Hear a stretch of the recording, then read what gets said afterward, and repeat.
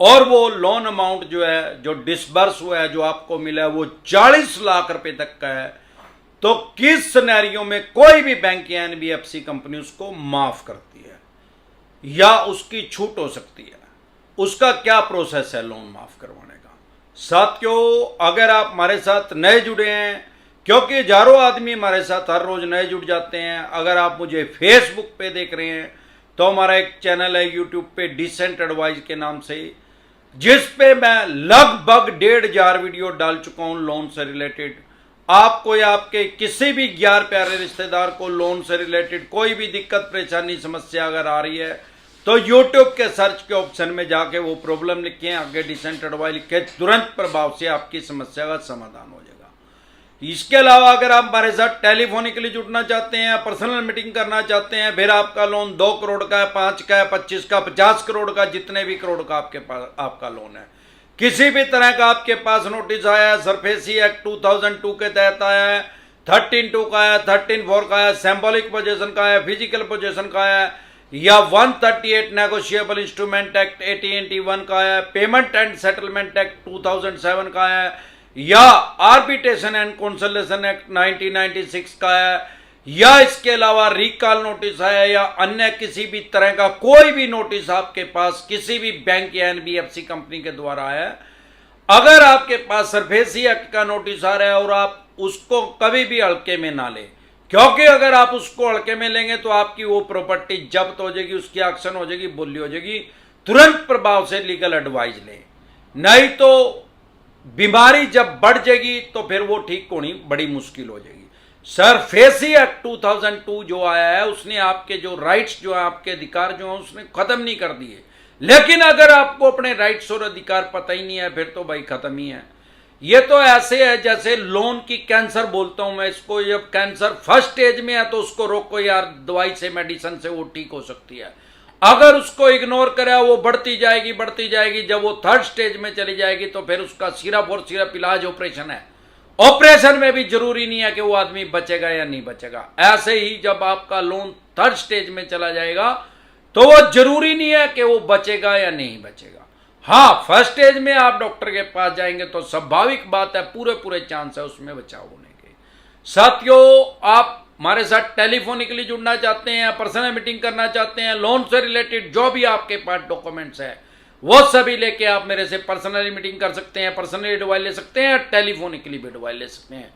इसका क्या प्रोसेस है हमारे साथ जुड़ने का? आपकी स्क्रीन पे कमेंट बॉक्स के अंदर एक नंबर आया हुआ है 9306347314। इस नंबर को सेव करके व्हाट्सएप मैसेज करें, तुरंत प्रभाव से रिप्लाई आएगा कि कैसे आप हमारे साथ टेलीफोनिकली जुड़ सकते हैं, पर्सनल मीटिंग कर सकते हैं। साथियों, सारा प्रोसेस जानने से पहले सबसे पहले हम ये समझेंगे कि लोन के प्रकार कितने हैं, कितने तरह के लोन होते हैं। अगर हम अपने देश की बात करें या सारी दुनिया की भी अगर हम बात करें तो सारी दुनिया के अंदर सिर्फ 2 तरह के लोन होते हैं। वैसे तो लोग कहेंगे यार 50 तरह के लोन होते हैं, 100 तरह के, 150 तरह के लोन है, लेकिन जो बेसिक प्रिंसिपल है वो कभी नहीं बदलता। बेसिक हमेशा 2 तरह के लोन है, एक अनसिक्योर लोन, एक सिक्योर लोन। दुनिया के किसी भी कोने में जाके अगर आप लोन लेंगे तो आपको सबसे सस्ता ROI, rate of interest, home loan के ऊपर मिलेगा, और सबसे महंगा ROI क्रेडिट कार्ड के ऊपर मिलेगा, जो कि क्रेडिट कार्ड में जाल में लोगों को फंसाया जा रहा है। सारी दुनिया के अंदर ट्रैप चला हुआ है। 60% तक ये ब्याज लेते हैं मिनिमम अमाउंट के नाम से, और अगर वो टाइम पे ना दिया जाए तो ब्याज पेनल्टी जुर्माना लगाकर उसको 160% भी कर देते हैं। अब अनसिक्योर लोन में कौन कौन से लोन आते हैं? Credit card, personal loan, business loan, education loan, दोनों तरह का होता है। अगर आपने कोई सिक्योरिटी रख दी तो वो सिक्योर लोन हो गया, अदरवाइज वो अनसिक्योर लोन हो गया। बहुत से आदमी कहते हैं कि सर मैंने तो बिजनेस लोन लिया या पर्सनल लोन लिया, मैंने चेक दिया है और चेक देने से मेरा सिक्योर लोन हो गया, भाई चेक दे दिया। अरे भैया, चेक देने से कभी भी सिक्योर लोन नहीं होता, वो अनसिक्योर ही रहेगा। उन्होंने एज ए सिक्योरिटी चेक आपसे लिया है ताकि वो आपको फ्यूचर में परेशान और हरास कर सके। अगर आपने चेक दिया है तो आपके ऊपर 138 का चेक बाउंस का केस अदर स्टेट में कर देंगे, आपके घर से 1000 किलोमीटर दूर जाके कर देंगे। मुंबई में रहते हैं तो दिल्ली कर देंगे, दिल्ली में रहते हैं तो गुजरात कर देंगे, गुजरात में रहते हैं तो दिल्ली कर देंगे, या फिर कलकत्ता कर देंगे, आपके घर से कम 1000 किलोमीटर दूर कर देंगे। सिक्योर लोन हमेशा वो होता है जिसमें आपने अपनी कोई प्रॉपर्टी, एसेट या कोई अपना कीमती सामान किसी भी बैंक या एनबीएफसी कंपनी के पास रहन कर दिया, गिरवी रख दिया, भाई अगर मैंने पैसे नहीं दिए तो आप इसकी ऑक्शन करके, सेल करके, बोली करके इसका अपना पैसा रिकवर कर लेना, उसको सिक्योर लोन बोलते हैं। सिक्योर लोन में क्या क्या आता है? Scooter, motorcycle, car, jeep, truck, बस। अब लोग कहते हैं सर ये तो व्हीकल लोन है, भाई हम तो इसको चला ही रहे हैं, आरसी भी हमारे पास ही है, तो ये सिक्योर कैसे हो गया? भाई अपनी आरसी को उल्टी साइड से देखें, उसमें एक रेड कलर से लिखा हुआ है HPA, आगे उस बैंक या एनबीएफसी कंपनी का नाम लिखा हुआ है। अगर आपका scooter, motorcycle, car, jeep, truck, बस का लोन है तो फिर चाहे हवाई जहाज का है, चाहे समुद्री जहाज का है, उसके अंदर भी HPA उसमें चढ़ी हुई है। अब उसमें HPA के कॉलम में जिस बैंक या एनबीएफसी कंपनी का नाम है, इट मीन्स ये हुआ कि जो भी वाहन, जो भी व्हीकल आप यूज कर रहे हैं, वो मालिकाना हक उस बैंक और एनबीएफसी कंपनी के पास है, उसके बेचने के राइट्स उस बैंक और एनबीएफसी कंपनी के पास हैं, आपके पास उसको चलाने के राइट्स हैं, यूज करने के अधिकार हैं, या किसी को देने के अधिकार हैं यूज करने के लिए। ये नहीं, सेल आपको उसको नहीं कर सकते जब तक वहां से एनओसी नहीं लेंगे। नो ऑब्जेक्शन सर्टिफिकेट लेने के बाद आपको आरटीओ ऑफिस में वो दोबारा जमा करवानी पड़ेगी, फिर वो HPA का कॉलम तो उसमें रहेगा, लेकिन उस बैंक और एनबीएफसी कंपनी का नाम हट जाएगा और आपके पास पूरा मालिकाना हक आ जाएगा। अगर आप कोई मकान, दुकान, जमीन जायदाद, फैक्ट्री, कारखाने का लोन ले रहे हैं तो स्वाभाविक बात है कि वो आपकी रजिस्ट्री वहां पे रख रहे हैं, ओरिजिनल डॉक्यूमेंट्स आपके वहां रखे हैं, उसमें भी मालिकाना हक बैंक और एनबीएफसी कंपनी के पास है। आपके पास उसमें रहने का हक है, रेंट पे देने का हक है, बाकी सारे राइट्स आपके पास है, लेकिन उसको सेल करने का अधिकार आपके पास नहीं है। इसके अलावा सिक्योर लोन में गोल्ड लोन, अरे गोल्ड लोन तो यार सबसे फुद्दू लोन है, तो गोल्ड उसके पास रख ही दिया। अगर स्कूटर, मोटरसाइकिल, कार, जीप है, उसको तो हम चला तो रहे हैं ना, HPA चढ़ रही है। होम लोन है, फैक्ट्री का है, कारखाने का है, वो कागज उसके पास रखे हैं, मौके पे तो हम का भी जाए, कब्जा तो हमारे पे है। कब्जा सच्चा, झगड़ा झूठा। अरे गोल्ड लोन अगर ले लिया तो गोल्ड ही उनके पास रख दिया यार, कब्जा ही उनको दे दिया पहले ही, अपनी चीज का जो एसेट है, जो कीमती सामान है उनको दे दिया, उसमें उनको कोई दिक्कत परेशानी नहीं आती, उसको ऑक्शन करने में, सेल करने में, उसकी बोली करने में तुरंत प्रभाव से उसको कर देते हैं जब वो एनपीए में डालने के बाद, अगर आप उनका पैसा नहीं देते तो। अब साथियों, दो तरह के बेसिक लोन हो गए जो कि सारी दुनिया में मिलते हैं और सारी दुनिया में रिवाज चल रहा है। ब्रिटिश काल से बैंकिंग हो रही है, ऐसा नहीं है कि अभी हो रही है, क्योंकि जो 138 नेगोशिएबल इंस्ट्रूमेंट एक्ट 1881 है, ये 1881 में बना है। आज से 141 साल पहले एक कानून बना है, तो इसका मतलब अवस्थाविष्कार की जननी है, उस टाइम इसकी जरूरत पड़ी होगी। 107 साल तक ये सिविल का केस रहा। 1988 में इसको क्राइम की श्रेणी में भी डाल दिया गया, लेकिन सिर्फ क्रिमिनल केस नहीं हुआ, सिविल का भी रह गया और क्रिमिनल का भी रह गया, दोनों तरह की तासीर इसकी होगी। उसके अलावा अगर आप किसी बैंक या एनबीएफसी कंपनी से जब आप लोन लेते हैं तो एक एग्रीमेंट आप बैंक या एनबीएफसी कंपनी से करते हैं। उस एग्रीमेंट में 50 तरह के क्लोज होते हैं, शर्तें होते हैं, जिनको कोई पढ़ता नहीं। अगर पढ़ ले तो मुझे नहीं लगता कि कोई लोन लेगा। उसके अंदर एक आर्बिट्रेशन का क्लोज होता है। अब जब आप कभी किसी बैंक या एनबीएफसी कंपनी की ईएमआई आपकी डिफॉल्ट होती है, पर्सनल लोन है, बिजनेस लोन है, अनसिक्योर है, सिक्योर है, कैसा भी है, तो वो बैंक या एनबीएफसी कंपनी आपके पास एक नोटिस इशू करती है, जिसको रिकॉल नोटिस बोलते हैं। वो कानूनी रूप से धमकिया कि भाई मारे सारे पैसे दे दे, अब हम आपको पैसे नहीं देते। अगर आपके पास पैसे ही नहीं है, वो जरूरी नहीं है कि उस नोटिस का जवाब देना मैंडेटरी है, आपकी मर्जी, आप उसका जवाब दें, आपकी मर्जी है नहीं दें। अगर आप उसका जवाब दे भी देंगे तो वो जो एडवोकेट है वो उसको मानेगा थोड़ी। वैसे भी 99% जो नोटिस आपके पास आते हैं, वो चवन्नी छाप ही फेक नोटिस भेजते हैं। जब आपकी ईएमआई डिफॉल्ट होती है तो आपका फोन को वो कंप्यूटर को ऑटो रिमाइंडर पे लगा देते हैं, एक दिन में 25 बार तो कंप्यूटर ही फोन कर देते हैं। और चवन्नी छापी भी लगा रखी है, वो खून चूस लेते हैं लोगों को, आप मानसिक परेशानी में, डिप्रेशन में डाल देते हैं। लोगों को क्रिमिनल घोषित कर दिया इन भिखमंगों ने, अपराधी घोषित कर दिया इन्होंने। लोन की ईएमआई डिफॉल्ट होना क्राइम की श्रेणी में नहीं है, ना ही तो लोन लेना क्राइम की श्रेणी में है, ना ही ईएमआई डिफॉल्ट होना क्राइम की श्रेणी में है। अगर लोन लेना ईएमआई और लोन लेना क्राइम की श्रेणी में है, कंसीडर किया जाएगा, तो सारे बैंक और एनबीएफसी कंपनियों को सबसे पहले जेल में भेज दो। जब लेना क्राइम है तो देना भी तो क्राइम है भाई। कोई स्मैक खरीद रहा है, अफीम खरीद रहा है, भुक्खी गांजा खरीद रहा है, वो क्राइम है। अरे जो खरीद रहा है वो क्रिमिनल है, तो बेचने वाला कैसे सिविलियन हो गया? वो भी तो क्रिमिनल है फिर। यहां तक आम और खास आदमी, अगर आप हमारे साथ पुराने जुड़े हैं तो आपको पता है, आपके पास पैसे हैं तो इनके पैसे दे दें, नहीं पैसे हैं तो फिर राहु केतु ग्रह तो क्या करेगा, साक्षात शनिदेव भी धरती पे आके आपकी पुंजड़ नहीं पाड़ सकता। यह तो सौदा ही कुछ नहीं है, चवन्नी छाप यार। 2 लोन डिफॉल्ट हो गए, 5 हो गए, चाहे 25 हो गए। अगर आपके 25 लोन भी डिफॉल्ट हो गए, सबकी 5-5 ईएमआई भी डिफॉल्ट होगी, ये तब भी ये क्राइम में कंसीडर नहीं होता। ईएमआई डिफॉल्ट होने पे आपके खिलाफ कोई कानूनी कार्रवाई नहीं हो सकती, कोई आपकी एफआईआर लॉन्च नहीं हो सकती सारे देश के किसी थाने, पुलिस स्टेशन, चौकी में। ना ही कोई पुलिस वाला आपके घर आ सकता है, फैक्ट्री कारखाने में आ सकता है, ना ही कोई पुलिस वाला आपके पास फोन कर सकता है। अगर कोई ऐसा फोन आ रहा है तो समझ लो चवन्नी छाप है, वो ही पुलिस का रोल कर रहा है। ये चवन्नी छाप ही लोगों को हाई कोर्ट का वकील बन के डराते हैं, 30,000 हाई कोर्ट का वकील बन के डराते हैं, क्राइम ब्रांच के इंस्पेक्टर बन के लोगों को डराते हैं। और आजकल इन्होंने चवन्नी छापी भी लगा ली है, जो कि वुमेन सेल की इंस्पेक्टर बन के लोगों को परेशान और हरास कर रही हैं।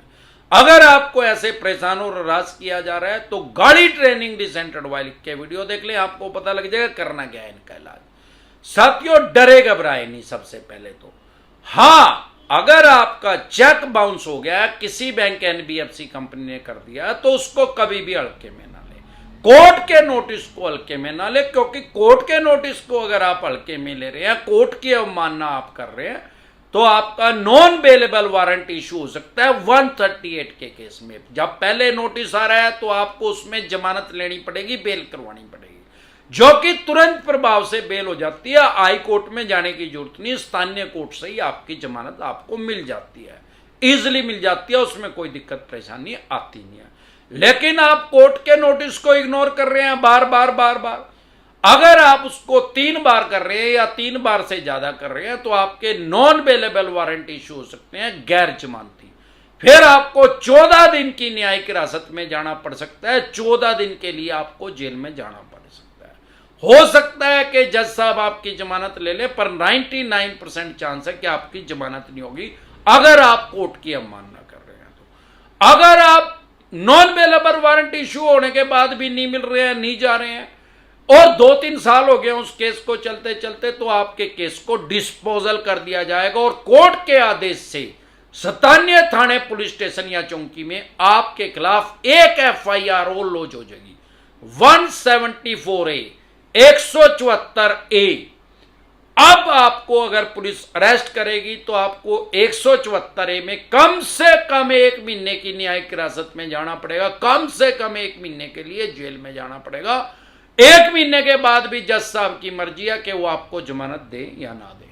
अब क्या होगा, आपने कोर्ट की अवमानना करी, अब आपके ऊपर 2 केस रजिस्टर्ड हो गए कोर्ट में।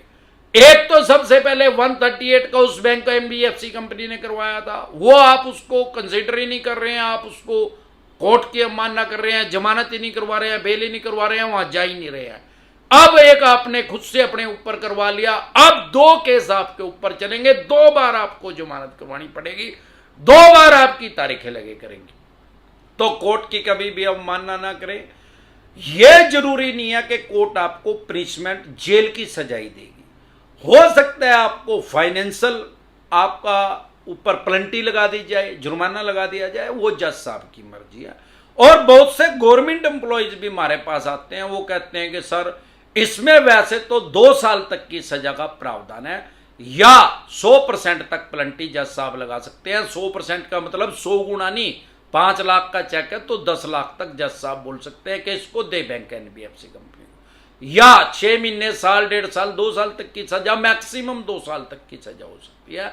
मैंने 50 लाख से कम में केस में आज तक कभी किसी को 6 महीने से ज्यादा की सजा होते हुए नहीं देखी। उसमें तुरंत प्रभाव से जमानत मिल जाती है। अब बहुत से गवर्नमेंट जॉब वाले हमारे पास आते हैं, वो डरे रहते हैं कि सर अगर हमें 5 दिन की भी सजा मिल गई, कोर्ट ने पनिशमेंट हमें दे दी जेल की, तो हमारी जॉब चली जाएगी। भैया जज साहब भी है जो है वो भी गवर्नमेंट एम्प्लॉइज हैं, वो भी समझते हैं इस बात को कि अगर उन्होंने आपको पनिशमेंट दे दी तो आपकी जॉब जो है सरकारी नौकरी वो जा सकती है। तो मैंने ऐसा कोई केस ऐसा आज तक नहीं देखा कि गवर्नमेंट एम्प्लॉय को जज साहब ने जेल की सजा कर दी। और ज्यादातर इसमें क्या होता है, फाइनेंशियल पेनल्टी लगती है, जुर्माना इसमें लगता है, और ये माननीय सुप्रीम कोर्ट तक जाते जाते 40-45 साल लगते हैं इस केस को चलते चलते। डरे घबराए नहीं, तब तक हरिद्वार जाने का ही टाइम आ जाएगा यार। और जिस बैंक एनबीएफसी कंपनी ने आपको पैसा दिया वो कोई 16 साल का थोड़ी है। 16 साल के आदमी को तो आरबीआई लाइसेंस ही नहीं देता, वो भी तो 30-35-40 साल का होगा, उसका भी बोलो राम हो जाएगा, वो भी हरिद्वार चला जाएगा, फिर पैसे किससे लेंगे। अगर आपके ऊपर 138 का केस हो भी गया, आपने जमानत ले भी लिया, तो भी कोर्ट में केस चलते चलते म्यूचुअल अंडरस्टैंडिंग से दोनों का आपसी सहमति से कभी भी कॉम्प्रोमाइज हो सकता है। 138 चेक बाउंस का जो केस है यह समझौता योग्य है। जब भी आपकी सेटलमेंट हो जाएगी तो ये केस दोनों पार्टी की सहमति से खत्म हो जाएगा, इसको दाखिल दफ्तर कर दिया जाएगा, क्वैसिंग हो जाएगी, इसको जड़ से खत्म कर दिया जाएगा। तो 500 बार आएंगे आपके पास ये केस चलने के बाद भी, भाई साहब सेटलमेंट कर लो, 75% तक इसमें डिस्काउंट मिल जाता है। अगर आपका अनसिक्योर लोन है तो डरे घबराए नहीं। इनके पास एक लास्ट का हथियार है, सबसे पहला हथियार है इनके पास सिविल खराब करने का, जो कि ईएमआई डिफॉल्ट होते ही हर महीने अपनी रिपोर्ट भेजते हैं और सिविल को खराब कर देते हैं। लास्ट का एक हथियार है चेक बाउंस का, जिसको मैं ब्रह्मास्त्र बोलता हूं। ये इनके पास एक ब्रह्मास्त्र है, अगर उसको इनने छोड़ दिया, इनके पास ही है घंटा, फिर इनके पल्ले कुछ नहीं है, फिर ये अपने आप कांच निकट जाएगी इनकी। क्यों? इन्हें पता है भी वो कोर्ट में जा लिया, इसकी जमानत मिल गई, इसका कुछ नहीं बिगड़ता। अब तो तारीख पे तारीख, तारीख पे तारीख, दामनी फिल्म देख लिए पता लग जाएगा होता क्या। इसके अलावा साथियों कुछ झोला छाप यूट्यूबर हैं जो समाज में गफलत की स्थिति पैदा कर रहे हैं, भ्रम पैदा कर रहे हैं कि 40 लाख रुपए तक का लोन माफ हो जाएगा, 50 लाख रुपए तक का लोन माफ हो जाएगा। भाई 40,000 रुपए का भी लोन माफ नहीं होता, 40 रुपए का भी लोन माफ नहीं होता। वही लगी फटने, खरात लगी बटने यार, ऐसे कोई भी बैंक या एनबीएफसी कंपनी लोन को माफ नहीं करता। क्योंकि अगर 40 लाख तक के लोन सारे बैंक और एनबीएफसी कंपनी माफ कर दें तो हमारे देश में कम से कम 50 लाख तक के जो केस हैं, 95% तो यही वाले केस हैं यार। तो इसका मतलब तो वो फिर बैंक और एनबीएफसी कंपनी अपने आप ही नंगड़ हो जाएंगे, उनको तो 5% ही पैसा मिलेगा भाई लगभग। ये पॉसिबल नहीं है। देश की अर्थव्यवस्था की रीढ़ की हड्डी टूट जाएगी ऐसे। फिर तो क्या होगा, बैंक डूब जाएंगे भाई, जिसको करोड़ रुपए पड़े हैं उसको 5 लाख रुपए मिलेंगे, क्योंकि आरबीआई की गाइडलाइंस है कोई भी बैंक की जब डूब जाएगा तो उसको 5 लाख रुपए मिलेंगे। अगर 5 लाख रुपए से कम है, 50,000 है तो 85,000 मिलेंगे, और 1 करोड़ है तो 5 ही लाख मिलेंगे, चाहे 5 करोड़ है चाहे 500 करोड़ है, मिलेंगे 5 लाख रुपए। तो ये पॉसिबल नहीं है। हाँ, आम जो आदमी है वो सोचता है कि मेरा लोन माफ हो गया। अगर आपका किसी भी तरह का कोई सिक्योर लोन है तो उसको ऋण सुरक्षा करते हैं, लोन सिक्योर करते हैं उसको। ज्यादातर ये पॉलिसी लोगों को देते नहीं है। अगर आपका कोई सिक्योर लोन है, कल को हैप्पी बर्थडे हो गया तो ये पैसा नहीं देंगे आपके परिवार को, उसको लोन को माफ नहीं करेंगे। जो आम आदमी कहता है माफ, वो उसको बोलते हैं इंश्योरेंस की भाषा में क्लेम सेटल हो गया। वो क्लेम नहीं देंगे, ये कहेंगे पॉलिसी तो थी नहीं। अरे पॉलिसी हो रही है भाई, अभी जिंदे हो हमारी वीडियो देख रहे हो, तुरंत प्रभाव से मंडे को जाके अपनी पॉलिसी लो इनसे। नहीं दे रहे हैं तो IRDAI में इनकी शिकायत कर दो, insurance regulator development authority of India में। इनको नानी याद आ जाएगी, कहां चली कट जाएगी इनकी। और आप चाहे तो उस पॉलिसी को कैंसिल भी कर सकते हैं, 15 दिन का फ्री लुक पीरियड है। अब आपको होगा जी मेरा तो लोन 5 साल हो गए, अरे चाहे 15 साल हो गए लोन को चले हुए, जिस दिन पॉलिसी बॉन्ड हमारे हाथ में आएगा उस दिन से 15 दिन स्टार्ट होंगे। वो 15 साल कोई मायने नहीं रखते जब इन्होंने मार को पॉलिसी बॉन्ड ही नहीं दिया। तो कुछ आदमी जो है, जो समझदार हैं, बैंकिंग को समझते हैं, इंश्योरेंस को समझते हैं, और उन्होंने वो पॉलिसी बॉन्ड ले रखा है, और भगवान ना करे उनकी डेथ हो गया तो उनको जो वो क्लेम है वो सेटल हो गया उनका, उसकी वजह से वो लोन खत्म हो गया और उनकी रजिस्ट्री उसके जो लीगल आयर है, उनका जो उत्तराधिकारी है, उनको दे दी गई है। अब वो सोचते हैं कि लोन माफ हो गया, सामान्य बोलचाल की भाषा में उसको ये समझते हैं, या कोई भी बैंक या एनबीएफसी कंपनी लोन को राइट ऑफ करते हैं, ज्यादातर छोटे लोन को 50-60 हजार, लाख, 1.5 लाख रुपए, 2 लाख रुपए तक। अब कुछ बैंक एनबीएफसी कंपनी के लिए तो 20,000 भी ज्यादा है और कुछ के लिए 2 लाख रुपए भी कम है, क्योंकि सबकी पॉलिसी अलग अलग है।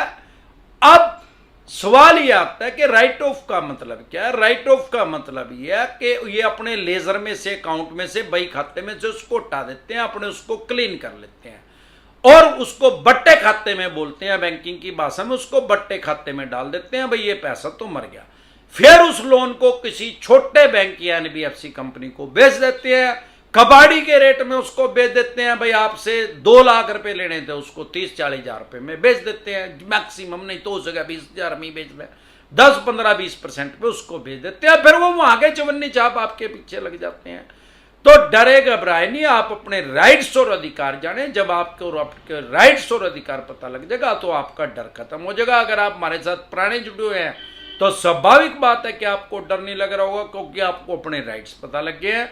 चवन्नी छापों से डरने की जरूरत नहीं। हाँ, 138 का नोटिस आ रहा है, उसको कभी हल्के में न ले। आपका कोई प्रॉपर्टी का लोन है, मकान, दुकान, फैक्ट्री, कारखाने, फ्लैट का, किसी चीज का, और आपके पास सरफेसी एक्ट का नोटिस आ रहा है, उसको भी कभी भी हल्के में ना ले।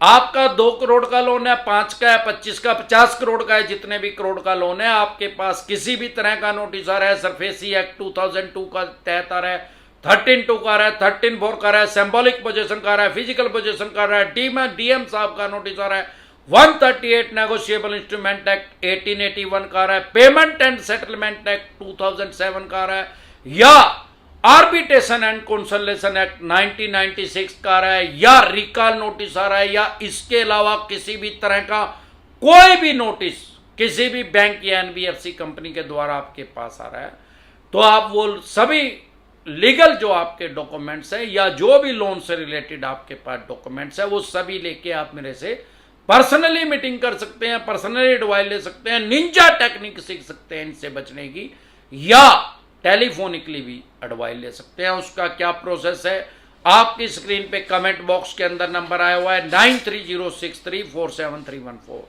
इस नंबर को सेव करके व्हाट्सएप मैसेज करें, तुरंत प्रभाव से रिप्लाई आएगा कि कैसे आप हमारे साथ टेलीफोनिकली जुड़ सकते हैं या पर्सनल मीटिंग कर सकते हैं। एक बार जोर से मिलकर नारा लगाएंगे, जय ससुराल वालों की।